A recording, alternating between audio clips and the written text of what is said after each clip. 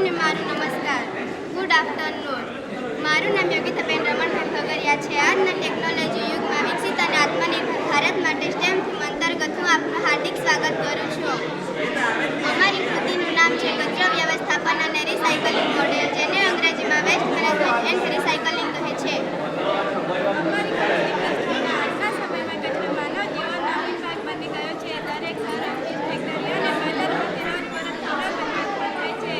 જો આ કચરાની યોગ્ય રીતે સંચાલન ન કરવામાં આવે તો તે પર્યાવરણ માટે નુકસાનકારક સાબિત થઈ શકે છે. તે માટે કચરાને યોગ્ય રીતે અલગ પાડવું, એકત્ર કરવું અને રિસાયકલ કરવું ખૂબ જ જરૂરી છે. કચરાના પ્રકાર: ભીનો કચરો, ખોરાકના અવશેષ, શાકભાજી, ફળોના છાલ વગેરે. સૂકો કચરો, કાગળ, પ્લાસ્ટિક, ધાતુ,